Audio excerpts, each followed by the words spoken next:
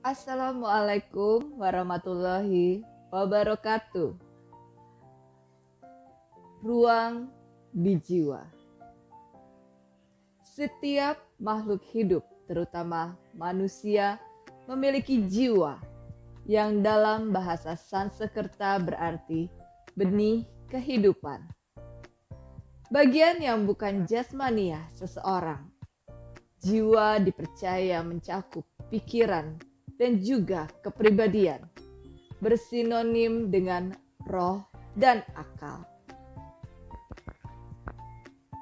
Jiwa manusia bagaikan alam semesta atau alam semesta itu sendiri yang tersembunyi di dalam tubuh manusia yang terus bergerak dan berotasi.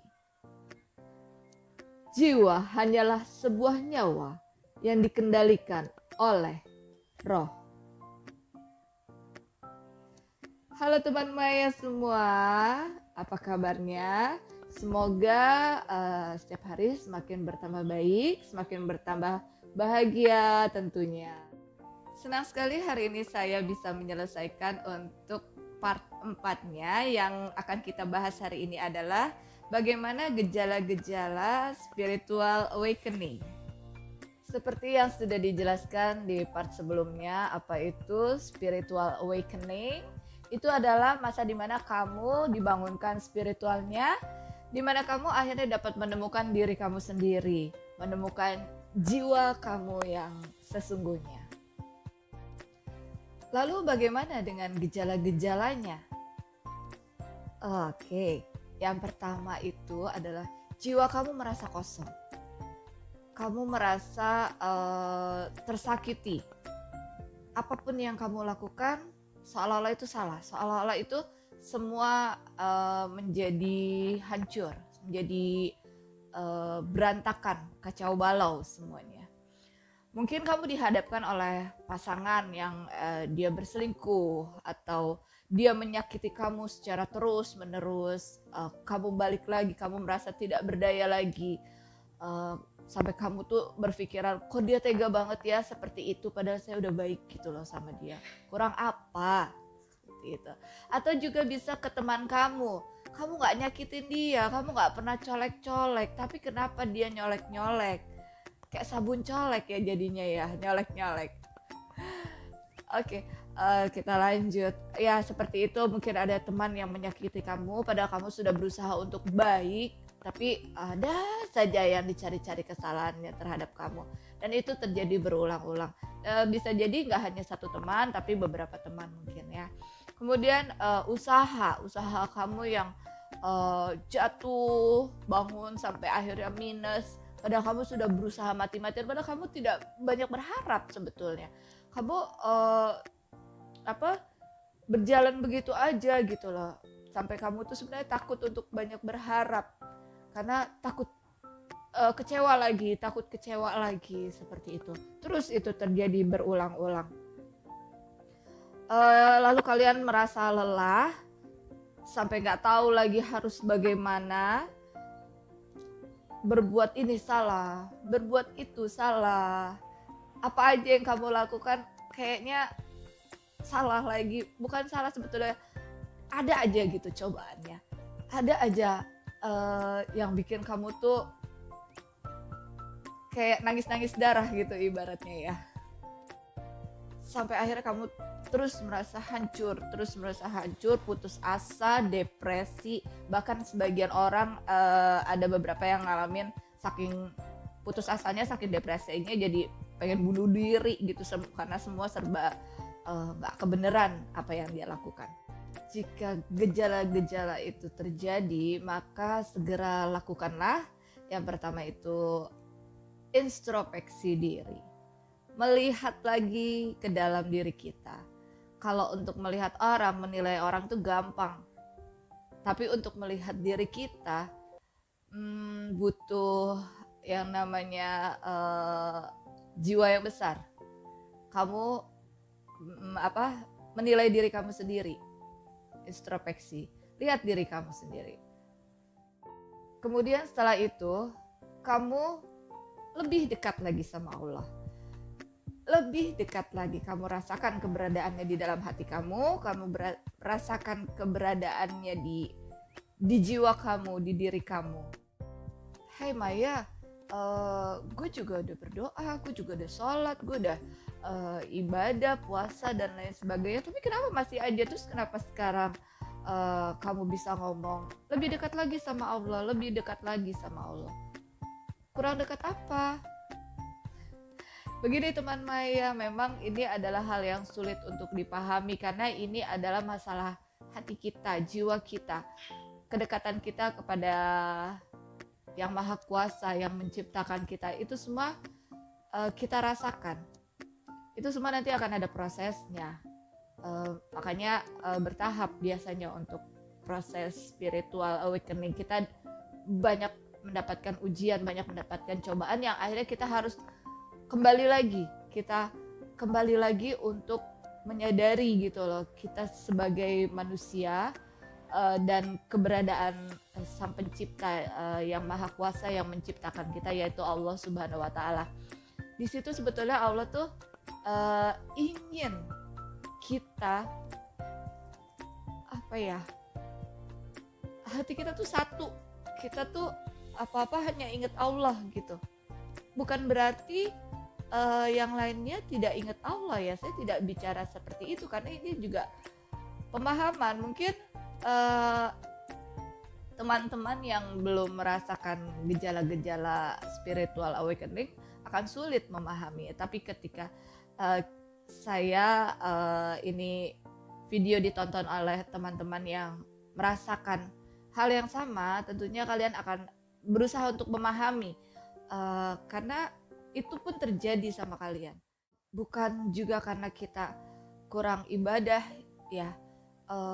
Dulu juga pengalaman saya juga rajin puasa, rajin sholat, rajin zikir, bangun tengah malam, sholat tahajud dan lain sebagainya, sholat sunnah lain lagi. Tapi terus terjadi pada saya sampai akhirnya saya menemukan sendiri jawabannya. Saya dibimbing untuk ternyata ini begini, ternyata ini sikap ini yang harus saya lakukan gitu. Jadi di situ saya akhirnya kita harus memasrahkan. Jadi kita harus melepaskan kemelekatan kita terhadap dunia. Jadi benar-benar kita serahkan hidup kita percayakan hidup kita hanya kepada Allah. Kita jangan ketika kita putus dari pasangan terus kita cari pacar baru lagi atau kita cari pasangan baru lagi. Itu nggak kayak gitu solusinya. Atau ketika kita tidak mendapatkan pekerjaan atau kita kehilangan pekerjaan terus kita berpikiran yang harus cepat dapat kerja lagi atau bagaimana. Iya betul, memang kebutuhan sehari-hari itu memang harus ya karena masalah ekonomi menyangkut materi ini. Tapi kita pasrahkan semua kepada Allah, kita lepaskan kemelekatan kita terhadap dunia. Seperti itu sih yang saya rasakan dulu. Jadi prosesnya ketika kita sudah merasakan gejala-gejala spiritual awakening itu, kita lebih dekat lagi sama Allah. Kita percaya, kita menyatukan gitu loh. Kita gimana ya rasanya ya? Ya Allah tuh ada di sini, ada di hati kita gitu. Dan saya percaya ini semua memang sudah rencana yang Allah takdirkan dan saya harus menjalani ini semua tanpa menyalahkan siapapun karena memang sudah jalannya seperti itu. Dan hanya kepada Allah kita minta pertolongan, kita pegang. Oh ya Allah, bimbing saya, tuntun saya terus-terusan, jangan pernah lepaskan. Itu doa saya dari dulu, gak pernah lepas ya. Setiap kali habis sholat selalu saya, ya Allah tuntun saya, bimbing saya ke jalanmu yang lurus, yang benar, genggam tangan saya, jangan pernah dilepaskan. Dan alhamdulillah mungkin akhirnya terjadi ini kepada saya karena saya mau semuanya memang tuntunan dari Allah. Allah menggerakkan kita melakukan semuanya untuk kebaikan. Saya mencari ini sendiri. Saya tidak ada teman untuk sharing ketika mama saya sudah pergi untuk selama-lamanya. Akhirnya saya berusaha untuk memahami sendiri, mengerti sendiri, saya dengarkan hati saya, intuisi saya, apa yang harus saya lakukan, dengan catatan mungkin ya, karena saya juga belajar agama, saya muslim, saya jadi kalau memang ini menyimpang dari agama yang dilarang sama agama, saya nggak mau gitu kan. Jadi saya menjalankan intuisi saya, apa yang saya dengar dari hati saya juga, oh iya ini memang baik gitu. Jadi ini ya saya percaya ini adalah doa yang saya minta. Allah menggenggam saya, meluruskan jalan saya, menuntun saya ke jalan yang lurus seperti itu. Ya itu yang saya pasrahkan. Akhirnya saya percaya hidup dan mati saya hanya untuk Allah. Jadi ketika gejala-gejala itu kamu dapatkan, mulailah untuk belajar. Kamu lepaskan kelekatan kamu pada dunia. Kamu mulai merasakan dan percaya keberadaan Allah. Nur cahayanya itu yang menyinari kita, yang akan menuntun kita, itu ada di dalam diri kita. Siapa sih yang menciptakan kita? Kan Allah. Jadi kenapa kita harus tidak percaya? Jadi kalau saya mengambil kesimpulan ya dari apa yang saya rasakan, pertama itu kita harus sabar. Kita sabar menghadapi ujian-ujian yang kita terima. Yang kedua, kita harus ikhlas. Ikhlas sebagaimana mestinya, bahwa ya itu dari dalam diri kita, bahwa kita ikhlas. Kita tidak perlu untuk menyampaikan ke orang, aku ikhlas kok gitu. Tapi itu semua kita ikhlaskan, kita pasrahkan, akhirnya kita pasrahkan kepada Yang Maha Kuasa atas segala apa yang terjadi sama kita. Selanjutnya adalah kita lebih tawakal lagi, kita lebih dekat lagi, ibadahnya juga diperbaiki lagi.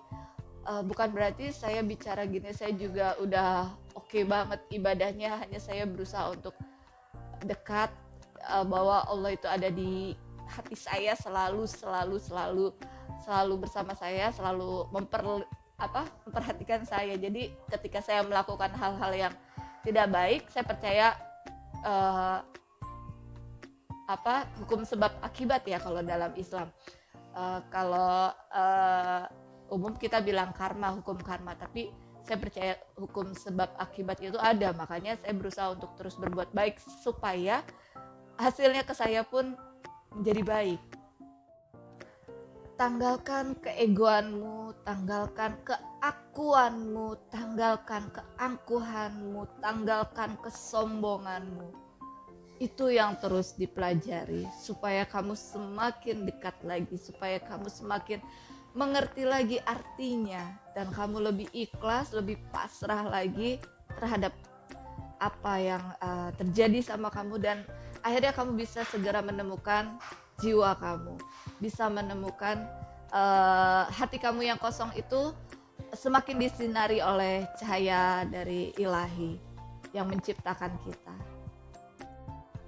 Ya teman Maya yang spiritualnya sedang terbangunkan,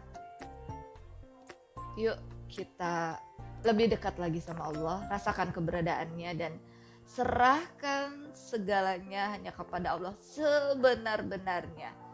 Sebenar-benarnya kita percaya kepada Allah Subhanahu wa Ta'ala.